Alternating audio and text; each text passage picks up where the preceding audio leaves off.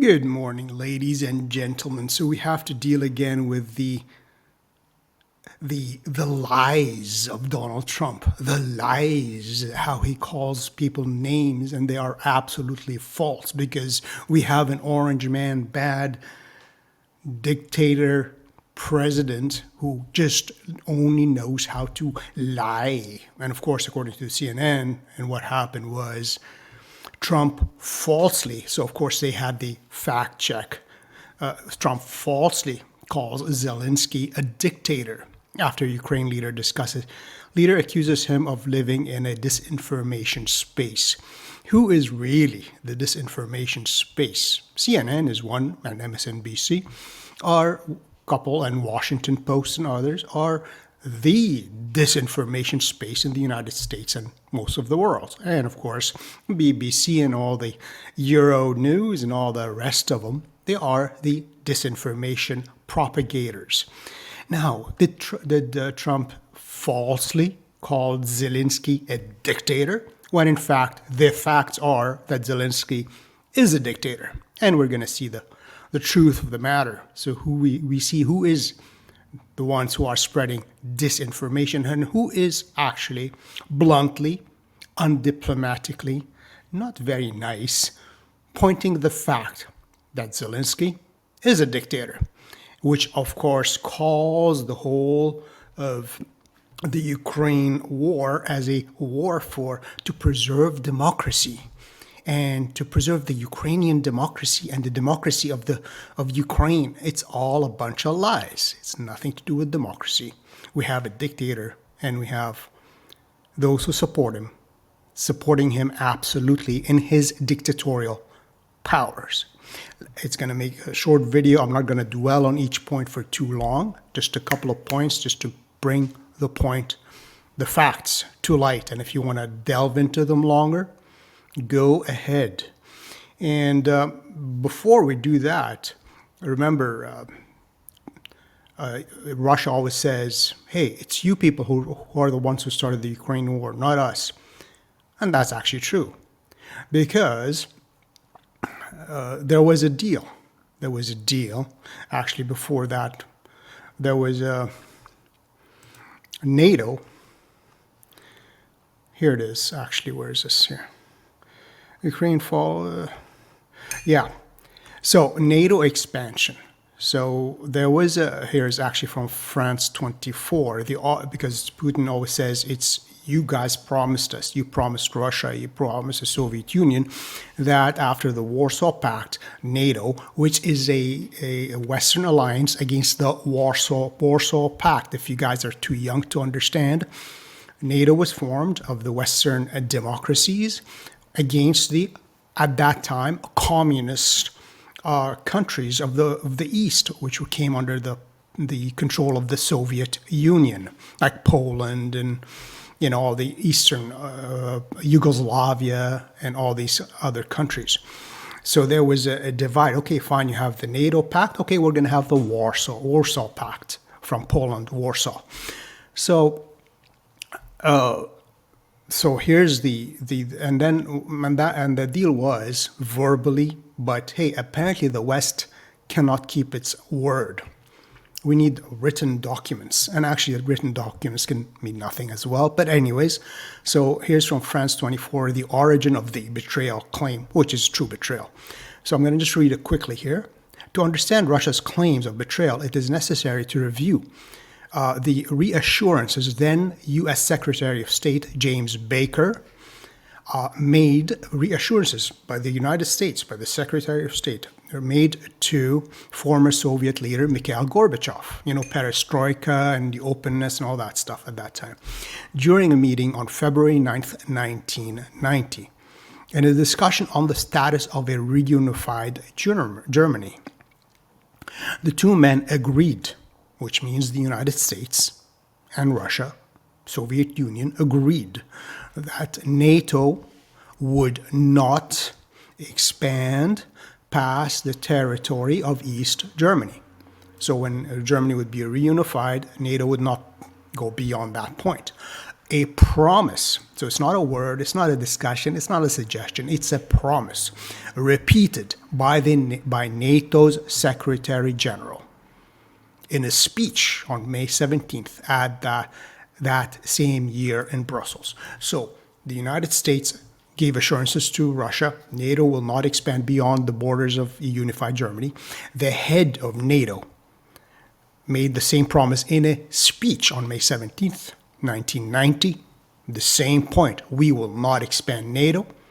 And what happened, boys and girls? NATO expanded to the very borders of Russia. And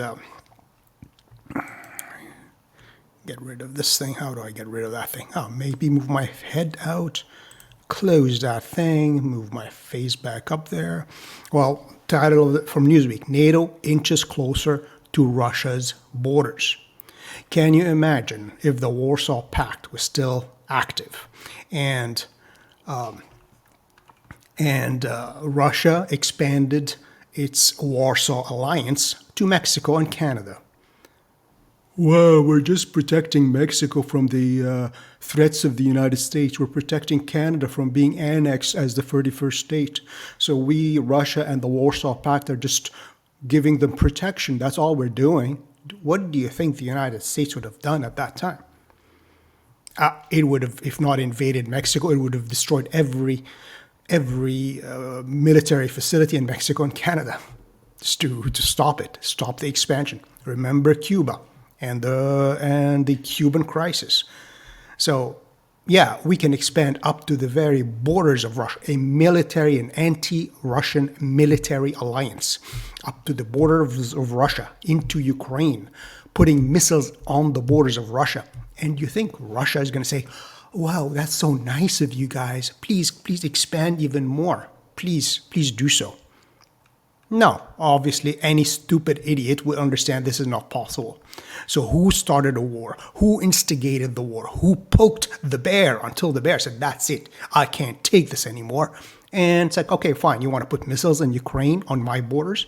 You're attacking my Russian population in the eastern Ukrainian provinces. You instigated a coup in Ukraine in 2014 to install a pro-Western leader instead of the democratically elected leader of Ukraine, who was simply a neutral. He wanted to be neutral, Ukraine to be neutral, to be, to cooperate with the West and cooperate with Russia as a sane country would be. You instigated a coup, and then the eastern provinces of Ukraine said, well, if you're gonna overthrow this guy, okay, we don't want to be in Ukraine anymore. And then the Ukrainians started a war against their own people in the eastern provinces, Donbass and all these places which Putin wanted to now take over. And in 2014, these provinces voted, because they have a majority of Russian population, to be independent, to leave Ukraine. Well, where's the West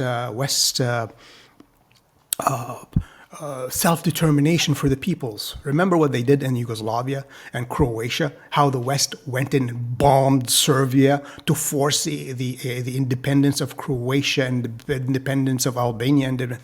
So they bombed Serbia. They forced the split of Yugoslavia. So, yeah, but that's okay. We can do it. We can bomb the hell out of you to force the independence and self-determination of these other provinces. But when eastern provinces of a country which they have a majority of Russians, and okay, fine, you're gonna overthrow this president. We don't want to be under this illegal, usurped government in Ukraine. Okay, fine, we want to be independent too, and that's how it started. From 2014, there was a civil war going in Ukraine. So, yeah, so Ukraine, so now it's like, of course, we have Finland, Parliament Wednesday approved the legislation allows the country to join NATO. I think they already joined NATO. So basically now you have, which means Russia could soon share more of a border with an alliance member.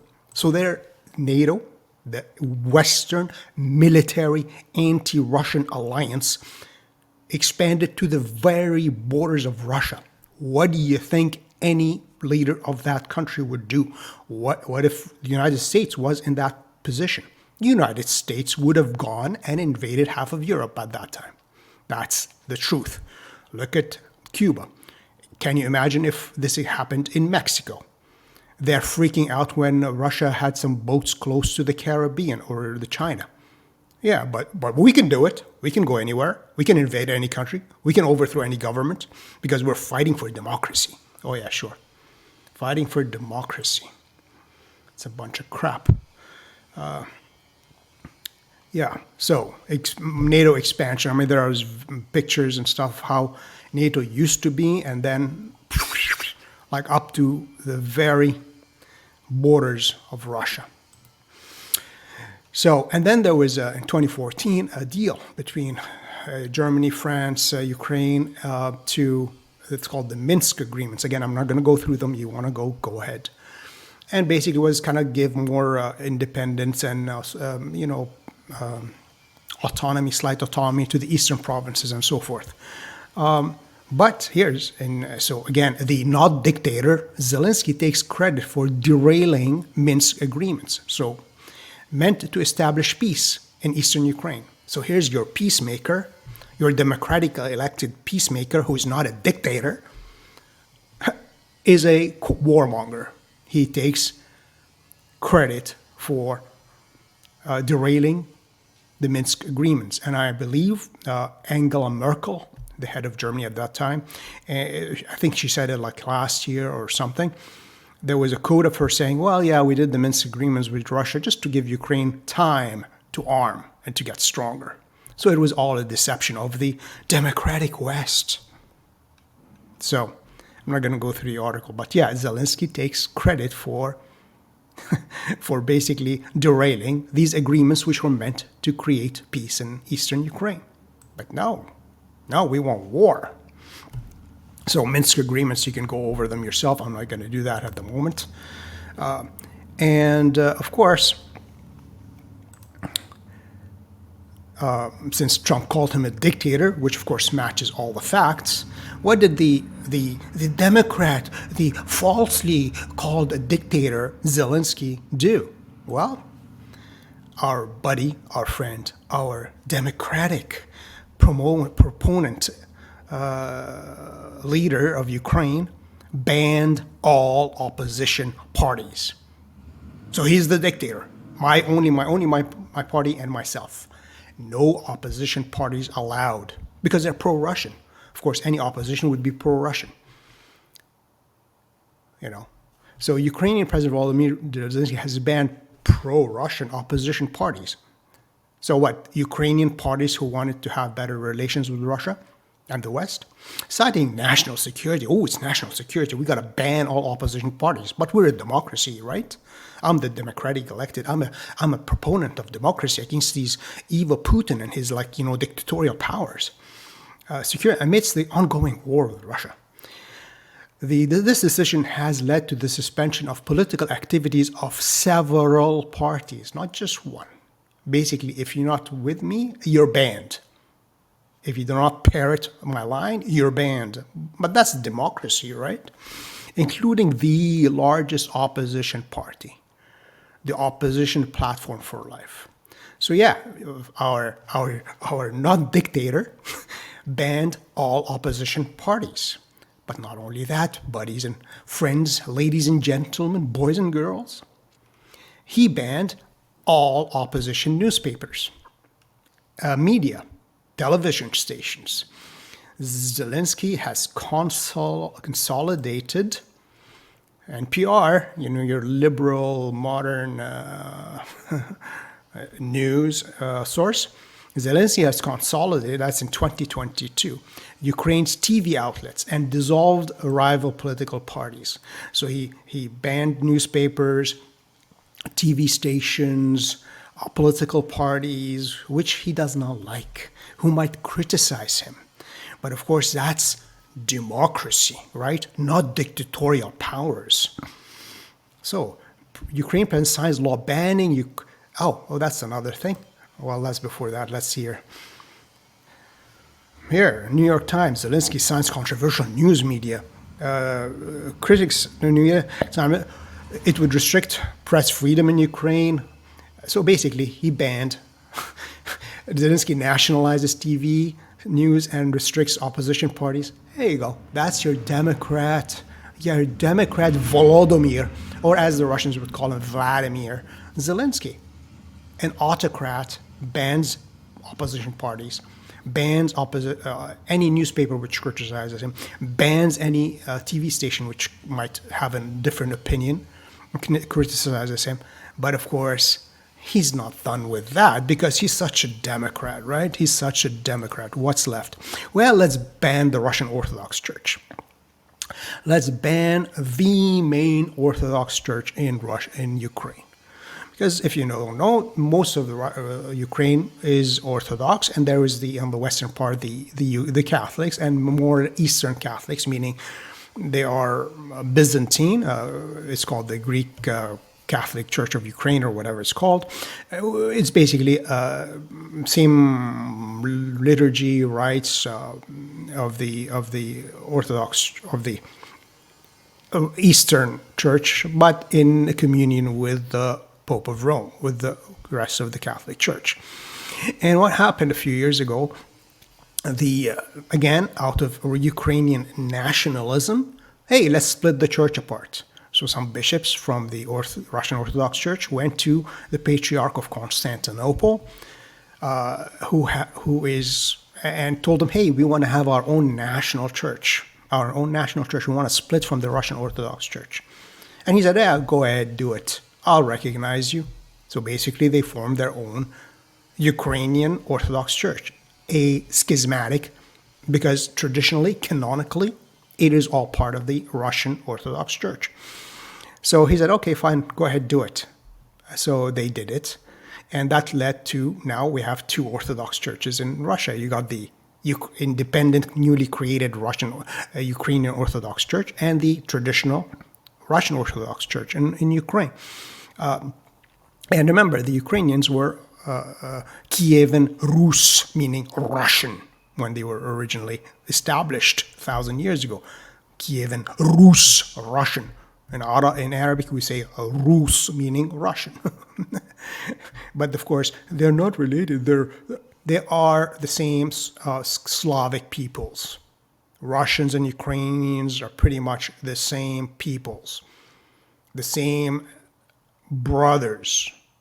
So this is a fraternal war. That's why Putin didn't go in and just demolish everything, because he considers them brothers, cousins. So Zelensky bans so what happened actually, now the Patriarch of Moscow basically is no longer in communion with the Patriarch of Constantinople.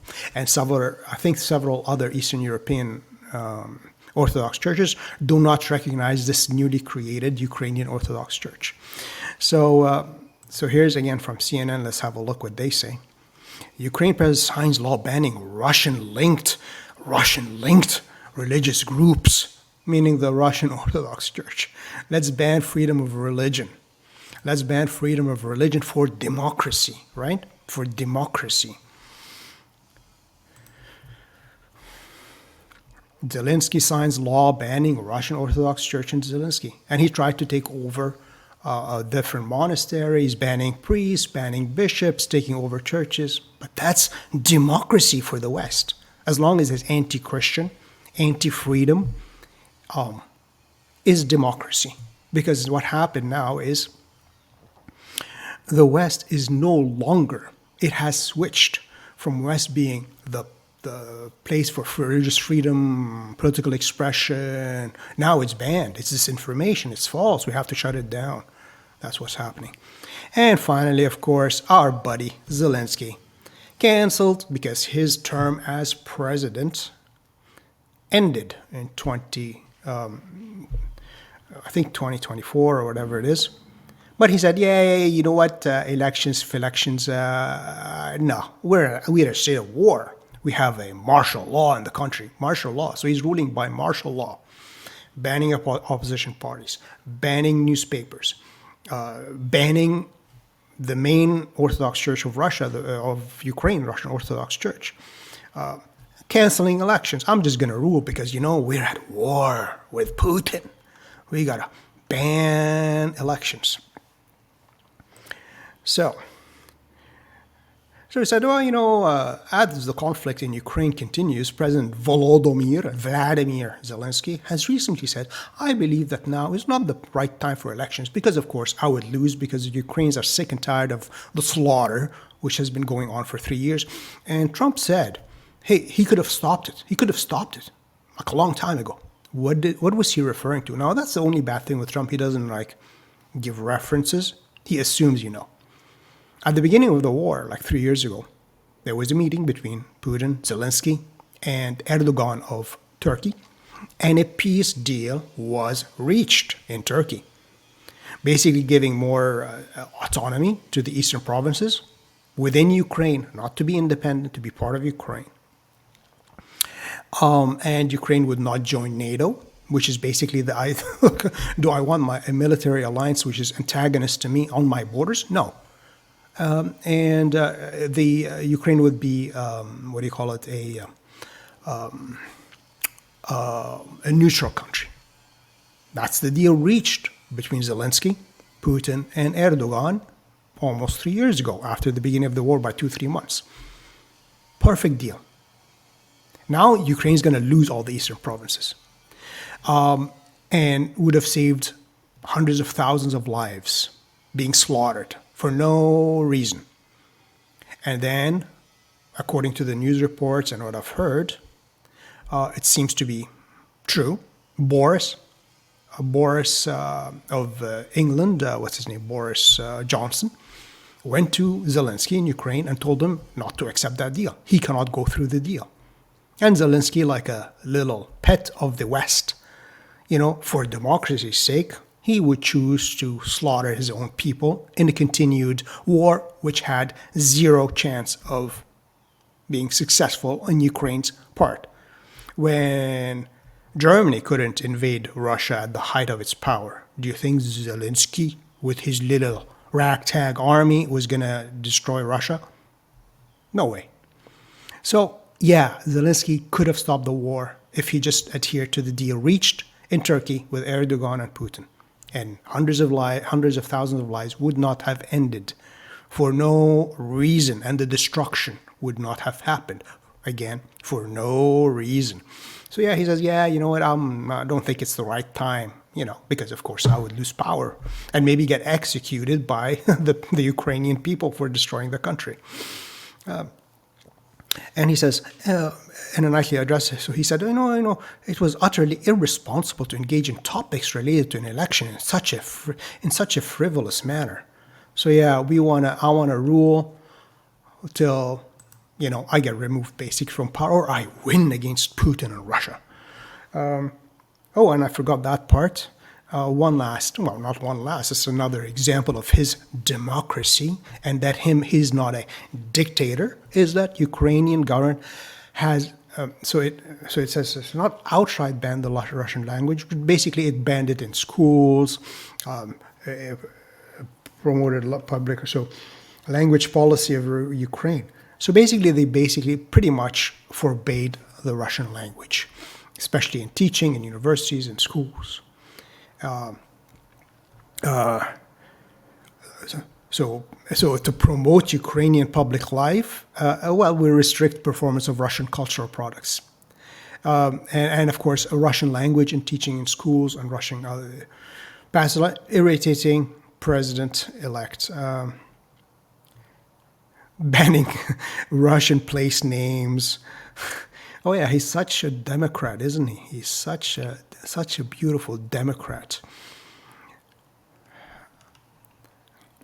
So Ukraine approves the law on Thursday that grants special status to Ukrainian language and makes it a mandatory for public sector workers. Move Russia's divisive. The law, which obliges citizens. So it obliges, so no freedom here, boys and girls. No freedom here. It obliges all citizens, even those who are mostly Russian in the eastern Ukraine, to know Ukrainian language and make it mandatory requirement for civil servants, soldiers, doctors, and teachers. So all of that is our Democrats. So he bans the, Zelensky cancels the elections. So he's ruling with no mandate at the moment. Dictator. Bans Russian language, again, like a dictator. Bans Russian Orthodox Church, which is the main Orthodox Church in Ukraine, a dictator. Bans opposition political parties, a dictator. Bans newspapers and TV stations which don't agree with him, another dictator move. But he is, Trump, falsely calls Zelensky a dictator. Now you know who is living in the disinformation space and who is the one spreading disinformation. And that certainly is not Trump. It is the West. It is Europe. It is CNN, news stations, Ukraine. Yeah, Zelensky, for all that is obvious, is a dictator. When you ban religious freedom, you ban political opposition, you ban political parties, you ban newspapers, you ban TV stations, you cancel elections. You want a rule till that feels good for you to call an election. These are all the marks of a little petty piece of shit dictator called Volodymyr Zelensky. So now Trump is right, as pretty much all the time he is. And Zelensky is a dictator. The EU, European Union, is supporting a dictator because they support suppression of free speech. They support suppression and destruction of Christianity. And they have an insanity towards Russia. Why? I have zero idea. And that's it. So now you know, Zelensky is a dictator, and no, Trump did not falsely call him so because he is so. That's it. That's all. Please like, please subscribe. Please comment and tell me that I'm an idiot and I don't understand what is going on really in the world. And do share the video and let the channel grow, boys and girls. All right, that's it. That's all. See you next time. Bye-bye.